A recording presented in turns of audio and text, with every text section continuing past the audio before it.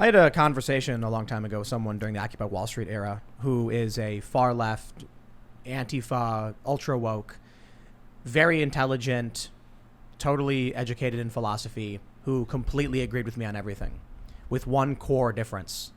She told me it's fun to watch the world burn. Mm-hmm. So while there are probably the grunts, the peons, the foot soldiers of, critical theory who just abide by the tenets that they've been, that have been espoused, it seems like there is some truth in the idea of being woke, of truly understanding the nature of humans and the philosophy of there is no truth but power.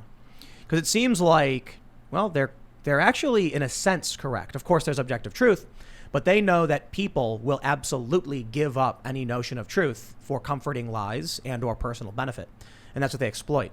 In which case, I have this conversation with an individual, and we talk about general philosophy, morals, nihilism, solipsism, etc., and what a person can know and what a person can do and why we do it.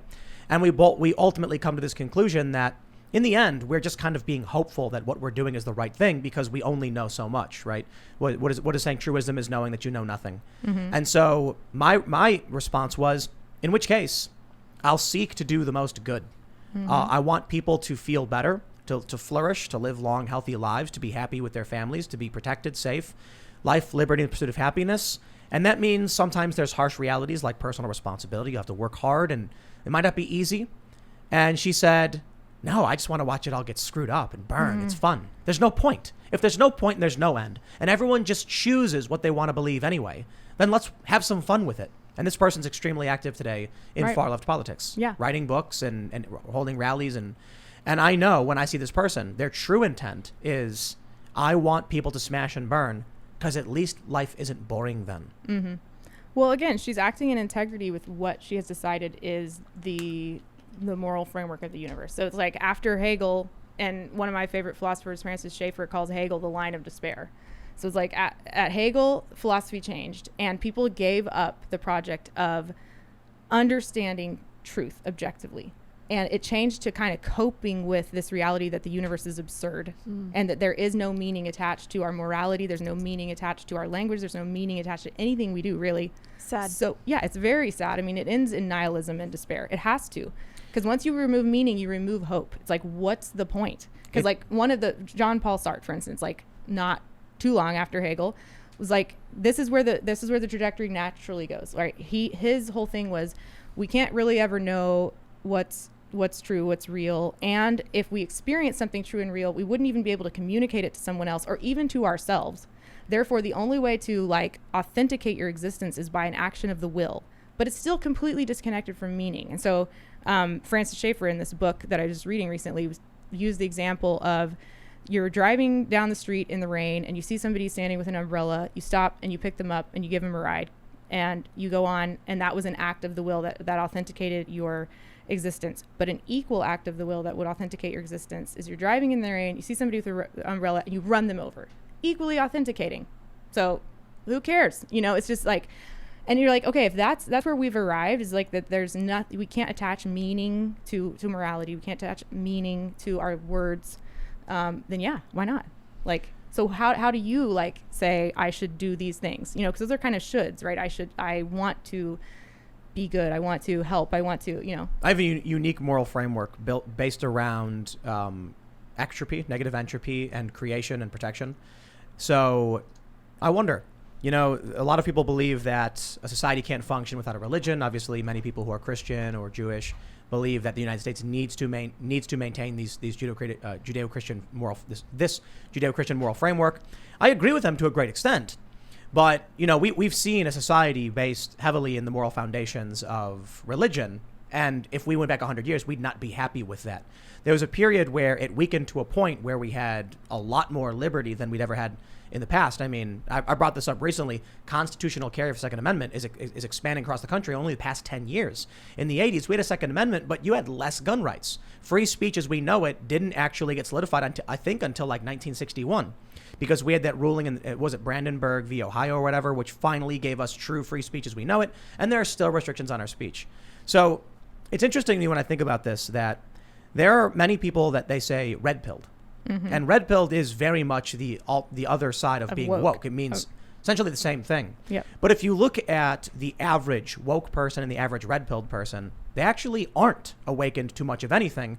They're just aligned with a political tribe. As you move up higher in the hierarchy, I suppose, you'll find more and more enlightenment. My personal view of the politics right now from the high-profile political actors is that on both sides, you have a lot of high-profile dumb people who don't really know what they're talking about, don't know anything about existence philosophy, or they can't self-reflect, they probably don't meditate. But then I think there's a lot of people who actually are truly awakened to something. So not necessarily woke or red-pilled, but conscious of philosophy.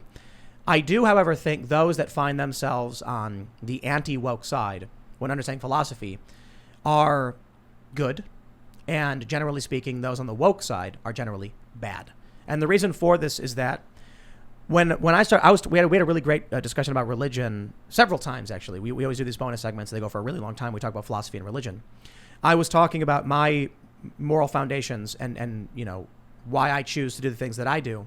And it stemmed very simply in what life does. And what life does is organize free energy into more complex systems. The universe as we think we know it today, assuming we're correct, we're probably wrong, and it'll probably change in the future, is that we are looking at the blip just after the Big Bang. And the true state of the universe is the heat death of the universe, where there's just absolutely nothing. Every electron evenly spaced so far away that they can never interact ever again. We're in this period where entropy rules the day, and the universe is slowly dying out and spreading out. And so in the meantime, there is some unique organization that is not a singularity that creates some kind of interesting things.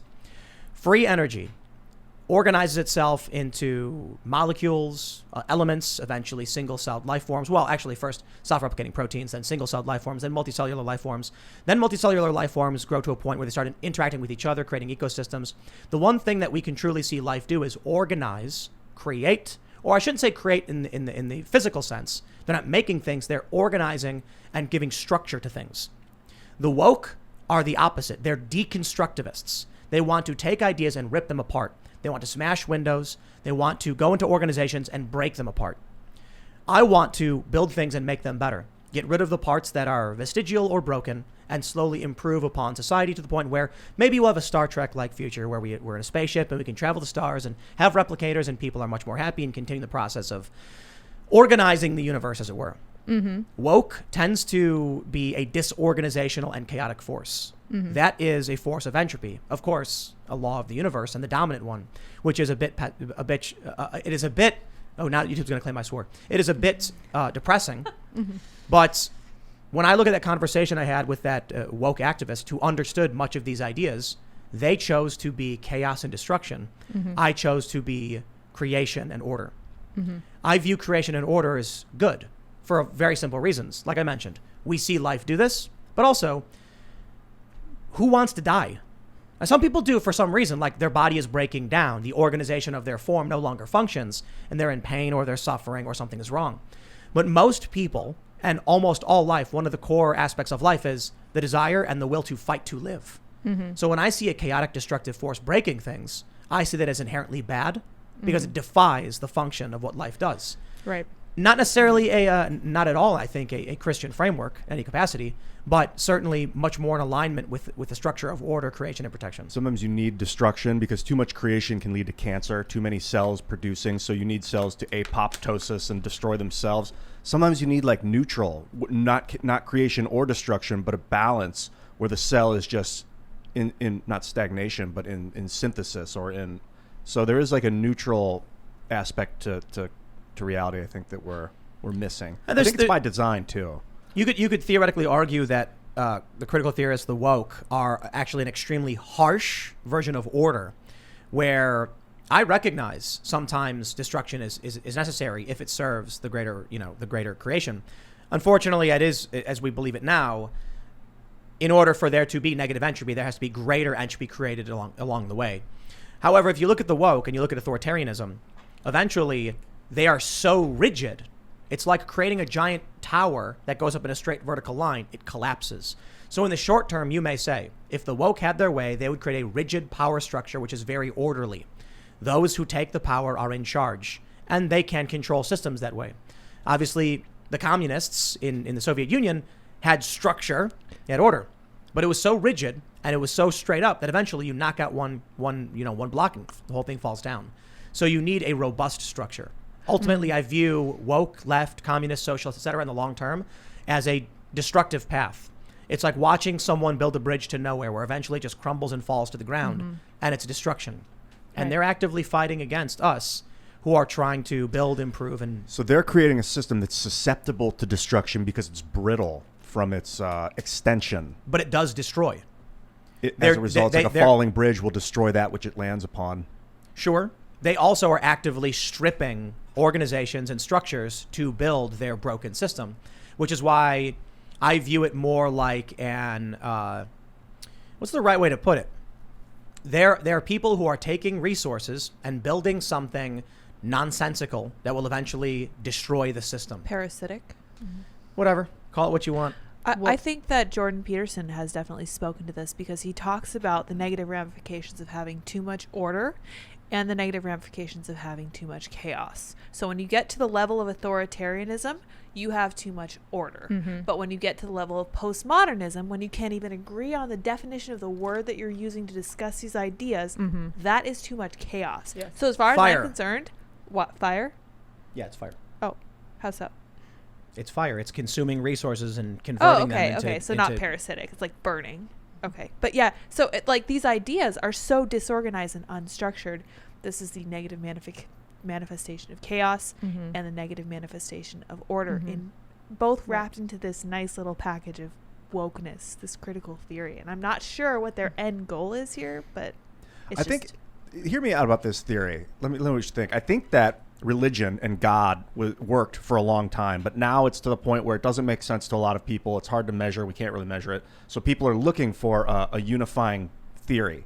I think collective consciousness is real, but we don't have the tools to measure it yet by design because we're still in the age of combustion. So these people that have kept us on copper and oil have inadvertently disallowed us to measure like femtosecond vibrations of plasma fields. So we can't see our magnetic fields interacting. We don't have the tools to measure it yet. How do you know about that? Well, if you Someone study did like some research. Yeah, you can study like vibrations of surface plasmon, and you can see light interacting with plasma, and like that seems like consciousness. No one's stopping you. Yeah, but it's not mainstream, and that's a problem because it could have been in the 30s when Tesla was working on it, but the oil companies and the copper, they wanted to suppress that stuff for money.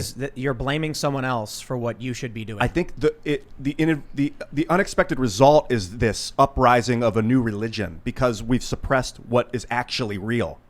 Thanks for checking out this clip from the Timcast IRL podcast.